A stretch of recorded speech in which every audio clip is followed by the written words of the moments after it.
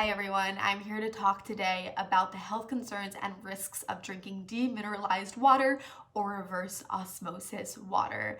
I did want to say it was really extremely hard to find this research. There's not that much research out there, but the research that I did find was extremely concerning, and I'm confused why there wasn't too much research to follow that, because more research is definitely needed so we can spread the awareness of how harmful remineralized reverse osmosis water is for the body. And it's the health standard across America and the globe now, and it's a huge cause of concern for various reasons that we'll go over really soon. On top of that, reverse osmosis water has been existing like before the 1960s, and before it was used for desalination, purely desalination for technical purposes and laboratory purposes. But over the last 3 decades, now it's in a lot of homes across America and across the world, and I'm not sure how we hopped from A to B without that much research in between. So this is research straight from the World Health Organization, studies done on rats and humans over time, and let's go ahead and get started. So first I want to talk about what reverse osmosis water is. Okay, reverse osmosis water is a water purification system or process that gets rid of all the bad chemicals inside the water that are really harmful for you, but also all the good minerals that are essential for your body's needs. So first I'm going to talk about the common solution of reverse osmosis water, which is remineralization, and why it actually doesn't efficiently work. Okay. So when the water goes through the reverse osmosis system, it strips it from absolutely everything. Obviously the bad with also the good. And so you're getting a very bare structure of H2O. Pretty much the bare minimum, dead water. And when you're remineralizing the water, you're still giving it the bare minimum because it's never going to go back to the same structure that it was before it was stripped of everything in the reverse osmosis system. And I'm going to read a few sentences straight from the research so you can get a better glimpse of what I'm talking about. Okay. So furthermore, the quantity of minerals that is supplemented is based on technical considerations, reducing the aggressiveness, scary, rather than on health concerns. Possibly none of the commonly used ways of remineralization could be considered optimum, since the water does not contain all of its beneficial components. Current methods of stabilization are primarily intended to decrease the corrosive effects of demineralized water. So we're hearing the words, it's aggressive, it's corrosive, and I'm going to talk a little bit about why. So RO water, because it's stripped of everything, it's highly unstable and therefore highly aggressive and corrosive to materials in which it comes into contact with. So the pipes are metal, and as the water moves through, it begins to corrode the metal, and the metal gets into the water, and then you're drinking metal with your water. Next, we're going to talk about electrolytes, what they are, why you need them, and what happens when the water that you're drinking doesn't have electrolytes in them. So electrolytes are essential minerals like sodium, potassium that are vital to many functions inside of the body. When the water that you're drinking doesn't have electrolytes in them, they're leached from the intestines because pure water cannot be eliminated through the body. It must be attached to salts before it leaves your system, and therefore your intestines will donate and sacrifice themselves so you can eliminate the water that's going through your body that you need to, which is really scary because over time the electrolytes are going to continue to be word by word. Ingestion of distilled water leads to the dilution of electrolytes dissolved in the body. Inadequate body water redistribution between compartments may compromise the function of vital organs. So not having electrolytes in the water is not the only concern. There were some studies done with rats as well as humans. The study that I'm going to be talking about was one done with rats in a 6-month period. One group of the rats were drinking demineralized water, and the other group of rats were drinking mineralized water, and this is what the results included. So some of which conclude a 19% decrease in the volume of red blood cells, and this is what carries oxygen throughout the body.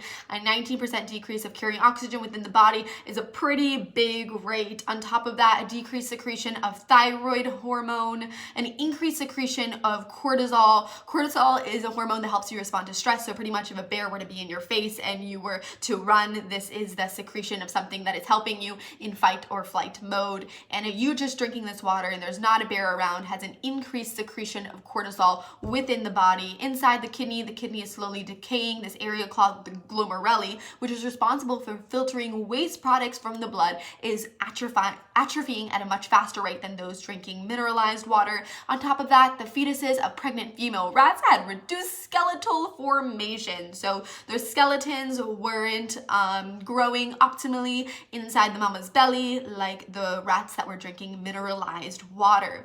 The intercellular lining is what causes the arteries and the veins to be inflamed, and when they're highly inflamed and highly swollen, this limits the blood flow throughout the body, and so the blood flow is limited that moves through the body. On top of that, there's a huge decrease in red blood cells that carry oxygen that were inside of the blood, and so now your blood is being blocked, and inside your blood there's way less red blood cells. And so I'm really concerned because the World Health Organization are in agreement with those in animal experience. So let's talk a little bit about the human studies and a lot of the parallels that occurred same in the human study, but I'm going to read it as well. So in addition to an increased risk of sudden death, it has been suggested that intake of water low in magnesium may be associated with the higher risk of motor neuron disease, pregnancy disorders, sudden death in infants, and some types of cancer. Research studies suggest that the intake of soft water is associated with the higher risk of fracture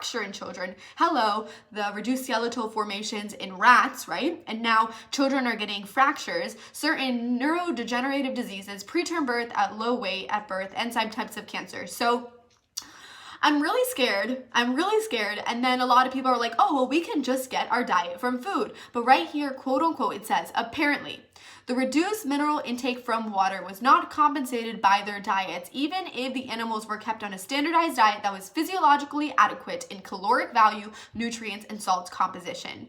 And again, the World Health Organization is in agreement with all these studies. So where are you getting your nutrients from? If you're not getting it from your water, and then you're not getting it from your food because it's still not enough, brings me to my next point. Food prepared with reverse osmosis water leads to a high loss of mineral elements in the food, anywhere from 60% to 80% of all elements in all food when used for cooking. Again, all elements in all food. I'm going to read a couple direct quotes from the study. Anywhere from 60% to 80% loss of essential elements and micronutrients from food. Such losses may reach up to 60% for magnesium and calcium, and even more for the other microelements such as copper at 66%, manganese at 70%, cobalt at 86%. And then, which is really scary, the current diet of many persons usually does not provide all necessary elements in sufficient quantities, and therefore any factor that results in the loss of essential elements and nutrients during the processing and preparation of food could be detrimental to them. Okay, so again, we're not getting our elements from our water. We're not getting our essential elements from our food. I don't know where we're getting our essential elements from.